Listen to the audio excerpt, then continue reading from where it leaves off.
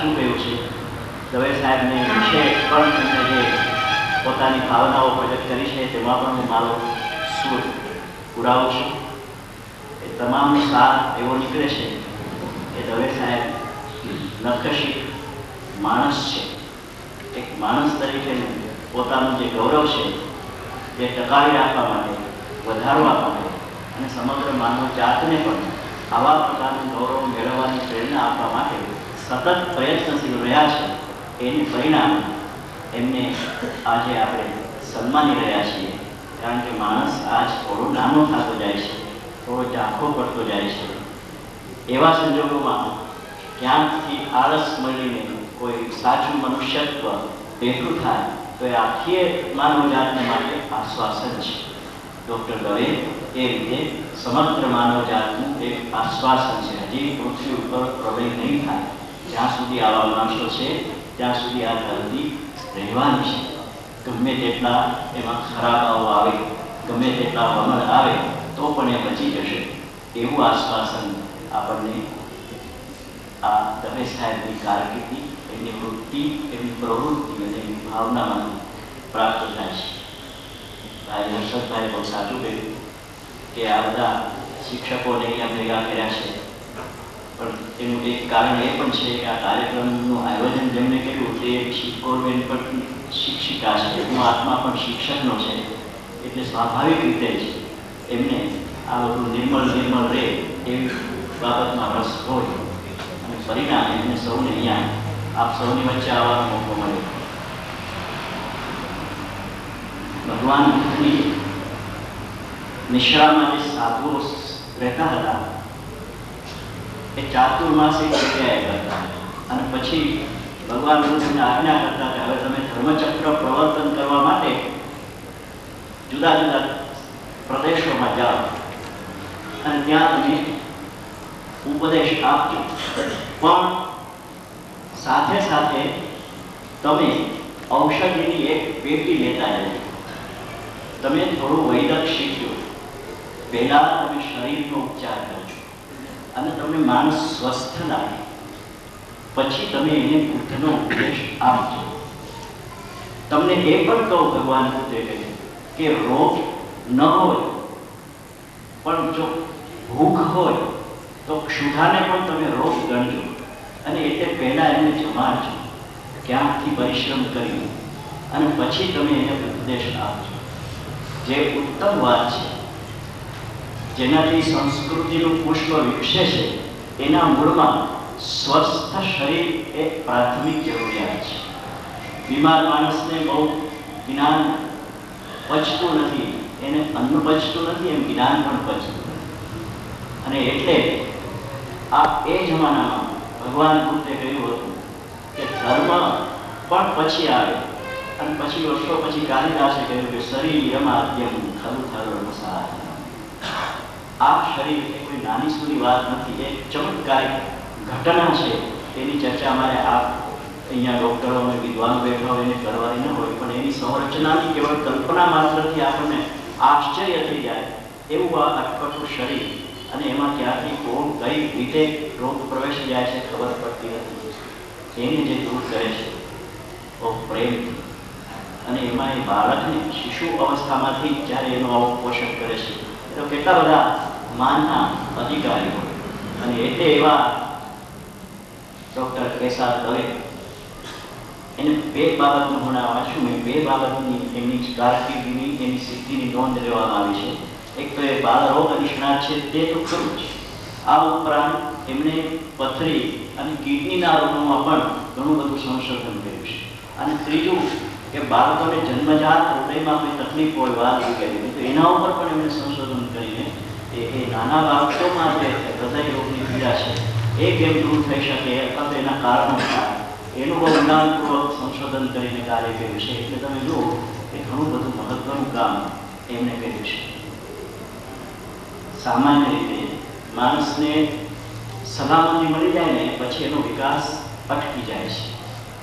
બહુ તમને સાચી વાત કહું, પીટીસીમાં અમારા એક સગાનો છોકરો બને 2 વર્ષનો કોર્સ હતો, એટલે એમાં લગભગ મને આવું ભાષણ કરવા માટે હું સિવાય મને બીજું કંઈ આવડતું નથી ને હું સંસ્થામાં જાઉં છું એટલે હું એકવાર ગયો હતો અને ભાષણ તો કર્યા બધા.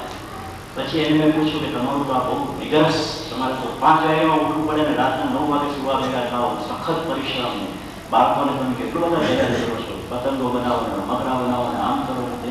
ખરેખર આ પ્રકારનું શિક્ષણ તો અદ્ભુત કહેવાય. બહુ પ્રસન્ન થઈ ગયું.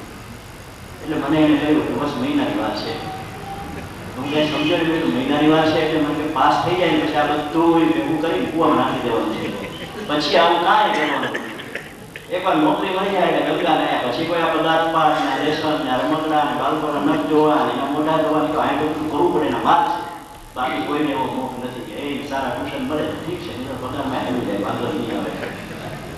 સલામતી પ્રાપ્ત થઈ ગયા પછી પરિશ્રમ કરવાની વૃત્તિ ઘટતી જવી એ આજના સાંપ્રત સમયનો એક બહુ મોટો અભિશાપ બની ગયો છે. અંગ્રેજીમાં એની માટે શબ્દ છે ટુ વેજીટેટ, બિલકુલ વેજીટેટ થઈ જવું, પડ્યા કરમાઈ જવું. આ પ્રકારે ડોક્ટરો પણ ઘણા એવા જોયા છે કે એમના જેવી જ પર્સનાલિટી ધરાવતા, કદાચ એમનાથી પણ વધારે પર્સનાલિટી ધરાવતા એમ આનો એક વર્ગ હોય છે. એમાં રિટન મેડિકલ રિપ્રેઝેન્ટેટિવ્સ, એવે જે સુંદર પાકીટ હોય એમાં ઘણી બધી દવાઓ, એટલી જ ભેટો અને થોડા પેમ્પલેટો અને થોડી મધુર વાણી, આ બધાનું એક સરસ કોકટેલ બનાવે છે. અને એ બીજા પછી ડૉક્ટરો મૂડમાં આવી જાય છે. ધડ પછી બધું લખવામાં અમરેલી અપવાદ છે પણ ધડાધડ બધું કરવા મળે છે. આ પરિશ્રમની ખામી છે, રિસર્ચની ખામી છે. મારો વિદ્યાર્થી સ્કૂલનો પછી ડૉક્ટર થયો, એક ગામમાં દવાખાના MBBS થયો હતો. એકવાર ગયો મેં કીધું કેમ ચાલે છે? મને કે પ્રાઇવેટ શરૂ કર્યું પહેલાં હેલ્થ સેન્ટરમાં હતા પણ ગામનું રહ્યું ને એટલે ફાઇલ બની એટલે આપણે અહીંયા શરૂ કર્યું છે, એવરેજ મળી રહેશે. મેં કીધું આમ લગભગ મને કે 3-4 કલાકનું કામ હોય, બાકીના કલાકો બેસે આજુબાજુવાળા વાતો શું થાય એ મારી જિંદગીમાં તો એક થાય કે દવાખાનું મોટું છે, આર્થિક સ્થિતિ સારી છે તો એક પ્રોગ્રામ એક નાનકડી લેબોરેટરી કર એટલે આ લોહી તપાસવાની એવું નહીં પણ સંશોધન થઈ શકે, થોડા જનરલ વાંચ, એવું બધું થાય તો ટાઈમ ખૂટશે. મને કે એવી કોણ માથા પડે, આ લોકોને કાંઈ ખબર ન પડે એટલે તરત તાવ ઉતરે એવું જોતું હોય. આપણે એમને માટે નથી આ કરવાનું, આપણે માટે કરવાનું છે. અને ભવિષ્યમાં એની જે અસર પડશે એ આખા સમાજ પર પડવાની છે. પણ આ જે રિસર્ચનું એલિમેન્ટ છે, સંશોધન કરવું, થિંક પ્લેસ જોબ જેને કહેવામાં આવે, એ તો બહુ ઓછા લોકો કરતા હોય. તમને નવાઈ લાગશે, એકવાર મારે અચાનક કોઈ ખાસ કામસર હરિયાણામાં જવાનું થયું. આ પહેલી વાર ને છેલ્લી વાર હું ગયો છું અંબાલામાં. ત્યાં અમે 5 દુકાન એક લાઈનમાં જોઈએ. તમે તો ક્યાં હોય ને આજે હોય તો ખબર નથી. એમાં ઉપર બોર્ડ માર્યું હોય, બોર્ડના 2 ભાગ હોય. એકમાં લખ્યું હોય ઘડિયાળ અહીંયા રિપેર થયા છે, અહીંયા ઘડી રિપેર હોતી નહીં. અને બાજુમાં લખ્યું હોય doctor so and so, physician and surgeon. એક દુકાનમાં 2 ભાગ હોય, એકમાં ડૉક્ટર બેસતા હોય, એકમાં ઘડિયાળ બેસતા હોય. પણ પછી ખબર પડી કે ના, એક જ જણની દુકાન નથી. નવરો પડે ત્યારે ઘડિયાળ રિપેર કરે ને દર્દી આવે ત્યારે દવા કરે. આ એક આશ્ચર્ય જોયું. ત્યારે માણસોને પૂછ્યું, મને કીધું આમ કેમ? તો મને કે હજી તમે જોયું નથી. હજી તો દવા વેચવાવાળા દવા પાસે ટ્રીટમેન્ટ કરતા હોય છે. દવા વેચે, ઘડિયાળનો સ્પેર પાર્ટ વેચે અને પછી ડૉક્ટરી વેચે. એ તો બધું 3 in 1 ચાલે છે અને આમ જ ચાલે છે. તો આ તો એક બહુ આત્યંતિક ચિત્ર થયું. પરંતુ સંશોધનની અત્યંત આવશ્યકતા આજે છે. આજથી 15 વર્ષ પહેલાં અમેરિકામાં ભારતીય ડૉક્ટરોની બહુ માંગ વધી અને એ અચાનક વધી ગઈ હતી. 15-17 કે 20 વર્ષ થયા હશે. અને એવા એક ડૉક્ટર જતા હતા. મેં કીધું આપણે સારું કહેવાય, આપણો ભારતના ડૉક્ટરોનું આપણું બધું માન. મને માનમાં કારણ છે, આપણે એક્સપર્ટ તો છીએ એમાં ના નહીં, આપણે સાજા કરી દઈએ અને સાજા ન પડે ખબર ન પડે કોઈને કે આપણે સાજા નથી કર્યા, એનો વાંધો નથી આવતો. પણ અમેરિકાની અંદર જે ત્યાંના ડૉક્ટરો છે, ખાસ કરીને સિટીના, એ લોકો અત્યારે કેન્સરના રિસર્ચમાં ખૂટ્યા છે. એટલે એમને પ્રેક્ટિસ કરવાનો સમય નથી. અને આ જે ગેપ પડી છે ને, કારણ તો હંમેશા ભાઈયાનું ભેગું થયું જ છે. એટલે આ બધા ડૉક્ટરો અમે એટલા માટે ત્યાં જઈએ છીએ. અને બહુ લ્યુક્રેશિયસ, આમ બહુ મજા આવે, લ્યુક્રેટિવ પ્રોસ્પરસ લાઈફ છે.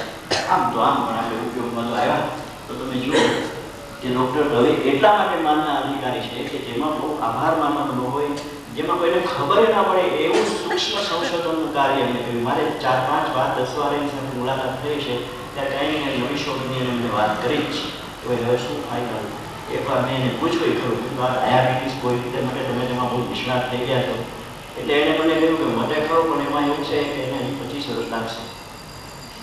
આ ટેબ્લેટ કાબુમાં આવે પણ સાવ નિર્મૂળ ન થાય એને માટે કંઈક કાઢી ઓપરેશન આનું આમને જેટલું બધું અટપટું સમજાવ્યું પણ બહુ ભારે ઓપરેશન કરવું પડે પેનક્રિયાસમાં કંઈક એવું સ્વાદુપિંડમાં આપણને ત્યાં બહુ ખબર પડે નહીં ને આપણે પોતાની કૃપાથી થયો નથી અને થાય તો એવું આપણે મોત નથી. પણ છેવટમાં ત્યાર પછી તમને નવાઈ લાગશે કે પછીના સન્ડે ટાઈમ્સ ઓફ ઇન્ડિયાના સન્ડે ટાઈમ્સમાં મેં આખું લેખ વાંચ્યો એમને જે વાત કરી હતી એ જ આખું સંશોધન એમાં આવેલું હતું. એટલે આ માણસ કેટલો જાગૃત છે. ડૉક્ટર મિત્રોને મારી એવી વિનંતી ખરી કે જર્નલ્સ તો ઓછામાં ઓછા વાંચો, પેમ્ફલેટ સિવાય પણ કાંઈ વાંચો, રિસર્ચ કરો. છેલ્લે વાત કરી દઉં, કોમા નામનું પિક્ચર તમે જોયું હશે, નવલકથા આપણે જાણીએ છીએ. એના લેખકે એક બીજું પુસ્તક લખ્યું છે બેસ્ટ સેલર. આ પુસ્તકની અંદર આ નવલકથા ફિક્શન છે પણ એમાં એને પ્રસ્તાવનામાં કેટલીક ચોંકાવનારી વાતો આપી છે જે હકીકત છે. એમાં એમણે એમ કહ્યું કે આપણા ડૉક્ટરો છે દે આર ગાઈડેડ બાય ફાર્માકોલોજીસ્ટ. ફાર્મસીઓથી આપણા ડૉક્ટરો દોરાઈ ગયેલા છે. દવા કઈ આપી તે ડૉક્ટરો નથી કહેતા, દવા કઈ આપી તે દવા બનાવનારાઓ નથી કરે છે.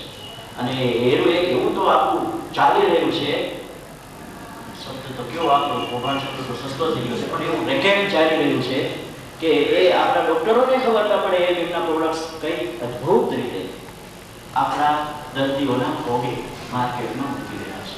જે ડૉક્ટર જાગૃત હશે, સંશોધન કરતો હશે, જે નવી દવા શોધાય એના રિપોર્ટ્સ, એના ઉપર થયેલા પ્રયોગો, એના કારણ, એના ઓબ્ઝર્વેશન્સ, એલિમિનેશન્સ આ બધું કરતો હશે એ જ ડૉક્ટર કઈ દવા આપવા જેવી છે, કઈ નથી આપવા જેવી, કઈ વાપરવા જેવી છે, કઈ નથી વાપરવા જેવી એ નક્કી કરી શકે.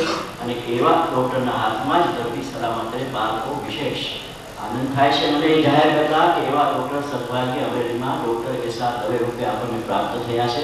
ઓછામાં ઓછું અમરેલીના બાળકોને તો તંદુરસ્તી પ્રાપ્ત થયા જ કરશે એમની સંશોધન દ્વારા. એમને આવી વચ્ચે એકવાર વાત પણ કરી હતી કે તમે અને બીજા ડૉક્ટર મિત્રો ભેગા થઈને અમરેલીના નાગરિકોને એક હેલ્થ વિશેનું કંઈક શિક્ષણ આપો કે ભાઈ ખોટી કેટલીક માન્યતાઓ હોય છે કે આમ બાળકોને આ ખવડાવાય નહીં, બાળકોને આમ કરાય નહીં, અથવા તો આ પીવાથી આમ થાય. ઘણી બધી માન્યતાઓમાં આપણા મા બાપ દાદાઓ બાળકોની વિશે ભ્રમણા સેવતા હોય છે. તો એ તમારી આ માન્યતાઓ બરોબર નથી, ખરેખર બાળક વિશે કેમ કરવો જોઈએ એના વિશે તમે વ્યવસ્થિત રીતે વૈજ્ઞાનિક રીતનું અમને જ્ઞાન આપો. અમારા ભાઈઓ બહેનો મા બાપો બધા સાંભળવા આવશે. અને હા પણ પાડી હતી પણ હવે કોઈ કે આ કામ જીવી લેવું જોઈએ. એમને કહ્યું કે હું તો છું પણ બીજા ડૉક્ટર મિત્રો બનાવશે અને અમદાવાદ બોમ્બેથી જરૂર પડશે તો પણ અમે ડૉક્ટરોને બોલાવીશું. અમરેલીમાં આવું જાગૃતિનું કાર્ય થયા કરે તો prevention is better than cure આપણે જાણીએ છીએ. આપણે માંદા જ ન પડીએ તો સારું. એવું સાચો ડૉક્ટર જ છે અને ડૉક્ટર દવે એવા સાચા ડૉક્ટર છે એટલે એવી ચિંતા નહીં કરે કે કોઈ બાનું નહીં પડે તો બાપ શું થશે એવું નથી. માંદા જે રીતે બીજી રીતે બધા પડ્યા જ કરતા હોય છે પણ જલ્દી સાજા થાય એવી આપણી અપેક્ષા છે. આપણો બહુ સમય લેવો નથી. એમના સિદ્ધિઓનું વર્ણન કરતું ટેબ્લેટ આપણે આપેલું છે, આપણે વાંચ્યું છે. એ ખરેખર રોગ ઉપરનો વિજય મેળવ્યો છે, લાલચ ઉપર વિજય મેળવ્યો છે. કારણ કે ડૉક્ટરના ધંધામાં લાલચ પણ હોય છે. તો લાલચ ઉપર વિજય મેળવવો અને રોગ ઉપર વિજય મેળવવો એને તો રત્ન કહેવાય. અને એટલા માટે એ વિજય રત્ન થયા છે. એમની આ રત્નગીરીને આપણે બિરદાવી અને આપણને ખૂબ ખૂબ સેવાઓ, એમનું જ્ઞાન લાંબા સમય સુધી મળ્યા કરે એવી પ્રાર્થના. સમારંભના અધ્યક્ષ આદરણીય ગુરુજનો, અતિથિ વિશિષ્ટો, મહાનુભાવ ભાઈઓ અને આ વિજય રત્ન વિભૂષિત ડૉક્ટર દવે સાહેબના સન્માન પ્રસંગે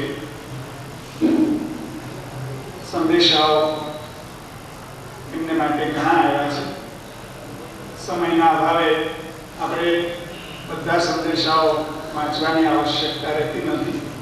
એમાંથી આવશ્યક 2-3 સંદેશાઓનો અહીંયા ઉલ્લેખ કરીશ. એ પહેલા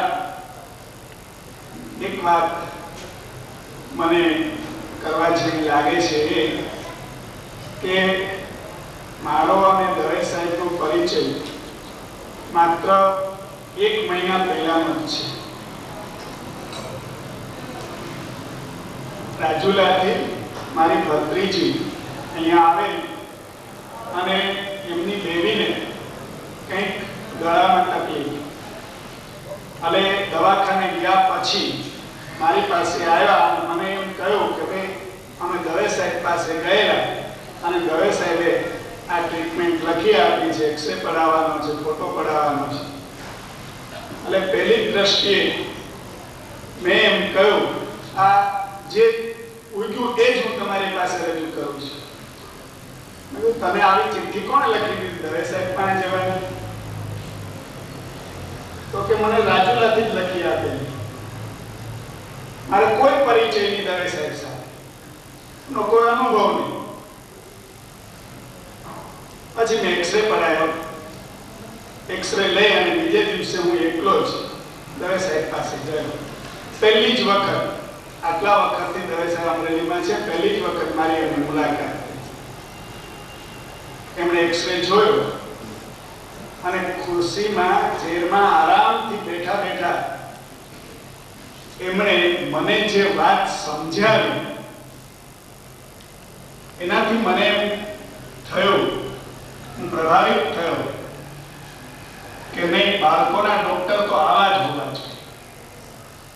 એક માં પોતાના બાળકને જે રીતે સમજાવે, એની વાત ગળે ઉતરાવે, એ રીતે મને એને એના મૂળથી સમજાવી અને ભવિષ્યમાં શું બનશે આ લોકનું કે આ બાળકીનું, એ મને એને બહુ સ્પષ્ટ રીતે સમજાવ્યું.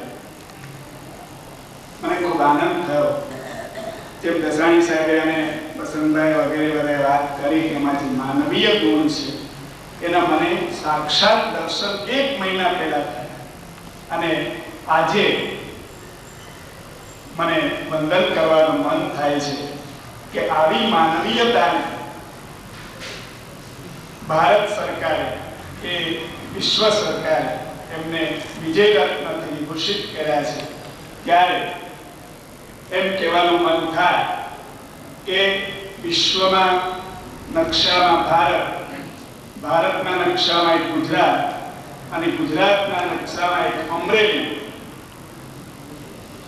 એનાથી ઉલટું અમરેલી, ગુજરાત, ભારત અને વિશ્વ એ નકશાના આવા તારલાઓ રમેશભાઈ અને દવે સાહેબ જેવા ચમકે અને આપણને ગૌરવ ન થાય એવું તો બને છે. મારી બધી જ લાગણીઓ આ બધા મહાનુભાવોની વાતમાં મારી દોહરાવું છું, વ્યક્ત કરું છું. અને અંતમાં જે સંદેશાઓ પ્રાપ્ત થયા છે એમાં 2 સંદેશાઓનો ઉલ્લેખ કરી અને વાત પૂરી કરીશ. Managing trustee Ashok Gondiya memorial trust તરફથી પ્રતિભાઈ ગોંદિયાનો સંદેશો પ્રાપ્ત થયો છે. એ તેઓ શ્રી લખે છે, ડૉક્ટર દવેનું સન્માન યોજવા માટે આપ સૌને ખૂબ ખૂબ અભિનંદન. ડૉક્ટર દવેની સેવા અનન્ય છે. આપ સૌની સાથે હું પણ મારી શુભેચ્છા પાઠવું છું. એ ઉપરાંત વડોદરાથી આપણા જાણીતા અને માનનીય હીરાભાઈ શાહનો સંદેશો છે. મુરબ્બી શુકુરબેન, ડૉક્ટર એસ.આર. દવે સાહેબના નાગરિક સન્માન અંગેનું આપનું નિમંત્રણ મળ્યું, હાર્દિક આભાર. ડૉક્ટર શ્રી દવે સાહેબના સન્માન સમારંભમાં સન્માન સમિતિએ અતિથિ વિશેષ તરીકે મારું નામ મૂકેલ છે, તે અંગે આપનો આભાર વ્યક્ત કરું છું. તારીખ 24/12 મ્યુઝિયમ વિભાગ તરફથી વડોદરા મીટિંગ રાખેલ છે, તેમાં જવું પડે તેમ છે. આ આપણા મહત્વના સમારંભમાં ઉપસ્થિત ન રહેવા બદલ દિલગીર છું. ડૉક્ટર દવે સાહેબના અમરેલીમાં આગમન બાદ તેમની આગવી રચનાત્મક સૂઝને લઈને અમરેલીના વૈદ્યકીય જગતમાં મહત્વની અને પ્રેરણાદાયક લીડરશીપ આપી છે. આ સમારંભમાં હાજર રહીને મારી લાગણી વ્યક્ત કરી શકાય, પણ વડોદરાનો કાર્યક્રમ અગાઉ નિશ્ચિત થઈ ચૂકેલ હોય. દરગુજર કરશો. નાગરિક સમિતિ અને આપનો પુનઃ આભાર. હીરાભાઈ કરીશ. આ સાથે મારી વાત પૂરી કરું છું. આભાર. જેમને international friendship society of India દ્વારા એવોર્ડ પ્રાપ્ત થયો છે અને આપણે નાગરિક સન્માન કરીએ છીએ, ત્યારે અમરેલીની જુદી જુદી સંસ્થાઓ જે સન્માન માટે અત્રે હાજર છે, તો જેમના અત્રેથી નામ બોલાય તેઓ માનનીય ડૉક્ટર સાહેબનું પુષ્પગુચ્છથી પુષ્પહારથી સન્માન કરશે તેવી વિનંતી.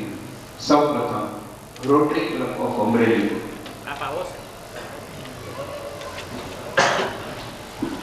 ડૉક્ટર ગજેરા સાહેબ.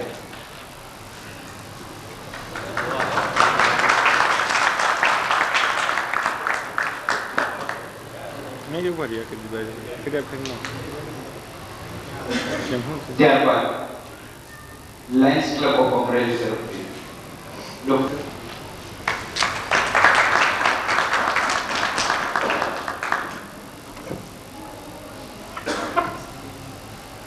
મુદ્રા દીપ ભારતી. લેબોરેટરી ટેકનિશિયન એસોસિએશન તરફથી શ્રી જયંતિભાઈ પટેલ.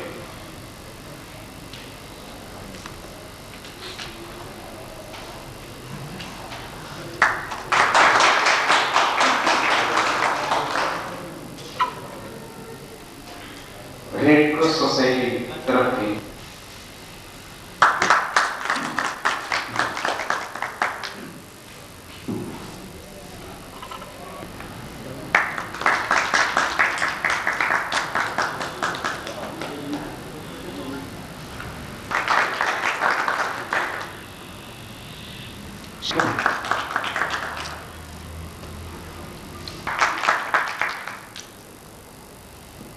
અખિલ રૂપાલેકર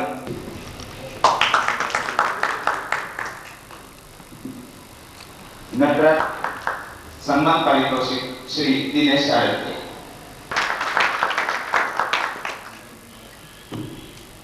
બ્રહ્મ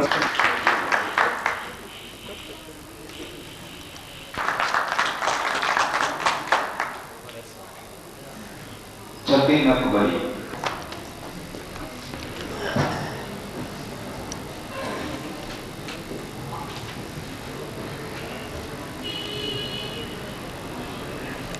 આ સમારંભના અધ્યક્ષશ્રી, મંચ પરના મહાનુભાવ, જેમનું સન્માન થઈ રહ્યું છે તે ડૉક્ટર દવે સાહેબના પરમ આદરણીય માતા પિતા, ઓલ ઇન્ડિયા બ્રાહ્મણ ફેડરેશનના પ્રેસિડેન્ટ મોરબીશ્રી નંદતભાઈ, અન્ય આમંત્રિતો બેન, સન્માન પત્રનું વાંચન કરવાનું છે, પણ મારી લાગણી પણ સાથોસાથ વ્યક્ત કરું. ઘણી વાતો મોરબીશ્રી દવે સાહેબ વિશે થઈ, પેપરમાં પણ વર્તમાન પત્રોમાં પણ આ વાત આવી ગઈ છે, પણ એક સામાન્ય મધ્યમ વર્ગમાંથી આવનાર વ્યક્તિ કેવા પડકારો ઝીલી અને નક્કી કરે છે અને જે ઈચ્છા સેવે છે, પ્રાપ્ત કરે છે, એ મોરબીશ્રી દવે સાહેબના જીવનમાંથી આપણને જોવા મળે છે. સામાન્ય